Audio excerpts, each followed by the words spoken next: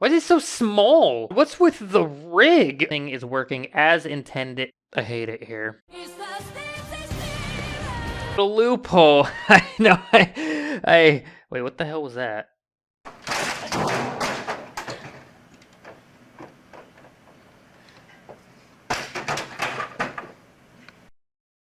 Now that our characters are mostly done here, we can start focusing on the next phase of our animation project that we're working on here, and that is actually the arena. They need somewhere to fight. I don't have anywhere for them to fight. They can't just fight in the empty space. So that's what we're going to be focusing on today. But first, what we're going to be doing is playing with shape keys.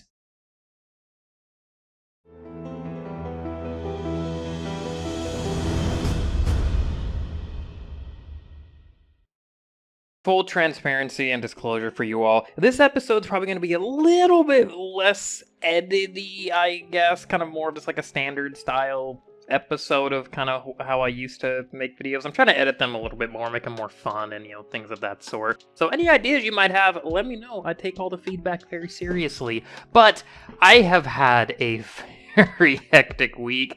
Everything is all good. It's just been very busy, and I was able to get some work done with Blender, but I wasn't able to do a full big editing project like I would like to have done this week. But with that being said, before I got to the shape keys, I had to do a little bit of cleanup because I'm not actually using these face bones anymore, and that's how we're going to get into the shape keys, because I'm going to try using those instead. But I actually had to fix the headband. It was giving me a lot of problems, as you can see there. I started kind of figuring out that probably the issue might have been like a weight painting thing or something, because as you notice, the metal and the cloth part of the headbands are two separate objects. And so it seemed like there was some kind of disconnect going on right there. So at first what I was trying to do was I was trying to just delete some vertex groups from it. I don't need the head to be affected by, or the headband, excuse me, to be affected by the nose or something that doesn't even exist, the brows. I just need the one kind of like neck bone that's actually lower than that one to be the one that primarily affects it. But still, I would like it to work as it should. Nothing was really working, so I kind of figured, maybe it's just a weight painting thing. So I tried doing that. That didn't really work. I mean, it kind of did, but not really. What ended up actually working for me instead was data transfer. It's the Lord and Savior, the data transfer. It's amazing. I love this. I didn't know this modifier existed, but it has fixed pretty much everything for me. I did it on, I had to redo the data transfer on the eyes because he saw they weren't following. So then I had to do the eyelashes, the top and bottom. Then I had to do the mask. There's a train out there. You heard that. I don't know if that came through, but we're going to leave it. We're doing it live. And so I had to fix the eyes, had to fix the eyelids. And then I ended up doing another data transfer on the mask, and that fixed that up. Data transfer fixes all. But now it's time for the shape keys. If you go down here to the little green triangle that says data, you'll see shape keys. And the part that I'm not entirely sure of if I need to do this or not, honestly, I am still pretty new to shape keys. But when you click to add a shape key in, it kind of just makes like a basis right there. You see basis for your model. The only thing I'm not sure of is if I needed to add another key. I feel like I do, but I'm not entirely sure. Honestly, Yan Sculpts just put out a video recently talking about shape keys, so I'd recommend that. But what I did is I added in another shape key because I'm going to use key 1. It's just kind of like the default look of him. And then I'm going to use key 2. You have to make sure you turn those up to 100% also, otherwise it won't really affect what you're trying to do. So, and I'm going to use shape 2 though to be the angry looking one. I actually ended up messing that up, and so I had to redo it, but here I'm showing you to turn that up to 1 and then start doing the editing on it, and it'll hold that for you. It'll hold that shape, luckily. Because I was dumb and pulled the eyelids and the brow down, but not out. So they were inside of the eye, and I didn't notice, and I had to redo it. So after that was done, then it was just adding in shape keys to the eyelids and the eyelashes. This all has to be done in sculpt mode, from what I'm noticing. Maybe there's a way to do an edit mode. I'm still pretty new to shape keys. I just knew it would work for what I was trying to do here, because I tried to move these originally in edit mode, and maybe I just messed something up, but as I was trying to scroll through the shape keys, it wasn't taking into effect the movement when I moved them up or down in edit mode. So I have my 2 expressions though for Kid Kakashi, and I feel like he's done. So now we're gonna move on to adult Kakashi. So I just took a look. He's just got a couple expressions and stuff. He's usually just got his Kakashi face on. So I just kind of gave him a little bit more of like the default look that I saw he was having there. A little bit more serious, but also nothing too crazy, you know? And then we're just gonna add in a couple expressions that he's got there. The thing I'm thankful for though with Kakashi is he always fights with just one eye open.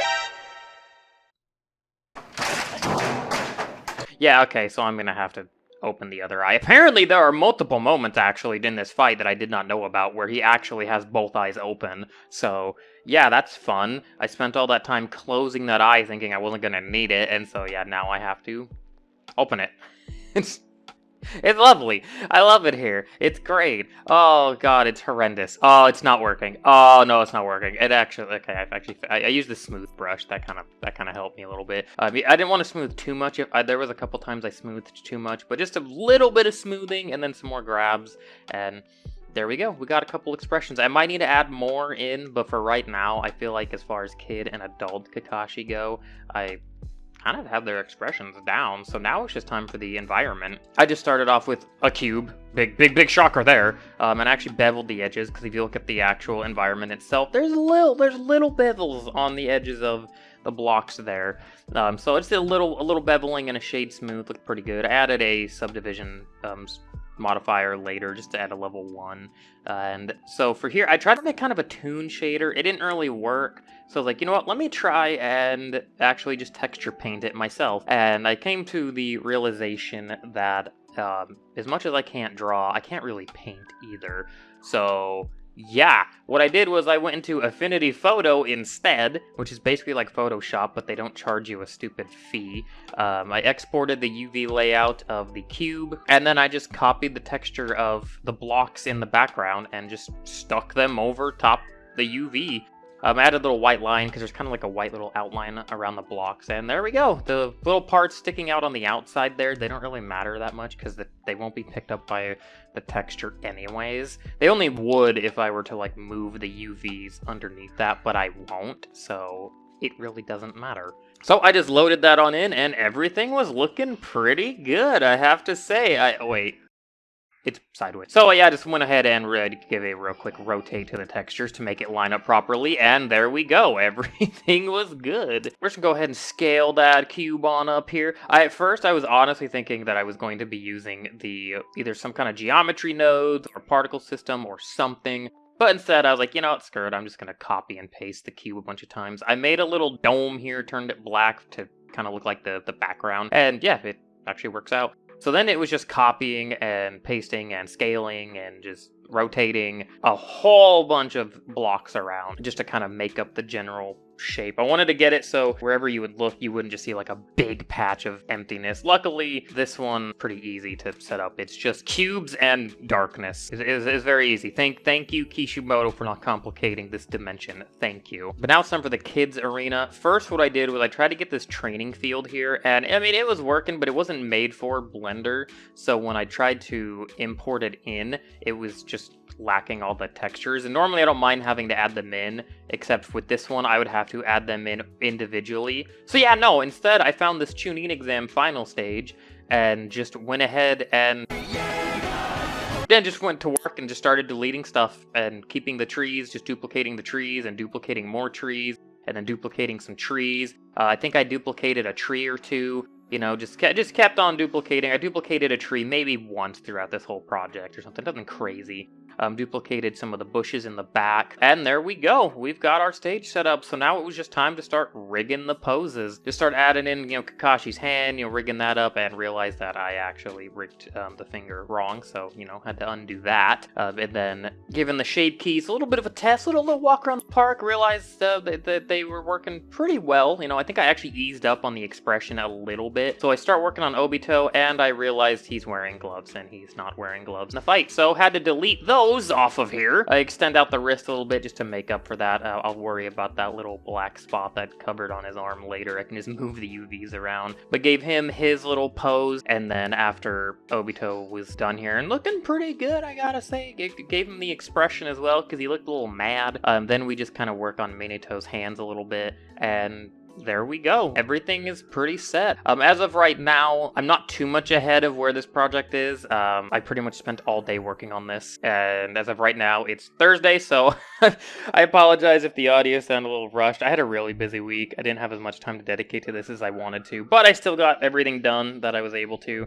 I have started animating it a little bit, so look forward to seeing that process starting next week, so looking forward to that, because that's going to be the long one. But I wanted to get this out to you guys. I was very serious when I meant I wanted to take this channel a bit more seriously and try and get that weekly upload out to you all. So I'm going to go ahead and end this one off here. I'll try and be back next week with a bit more edits and more fun and everything. I just had a hectic week, but I wanted to get this out to you all. But I want to thank you all for watching. I'm DustyMill. Bye, everybody.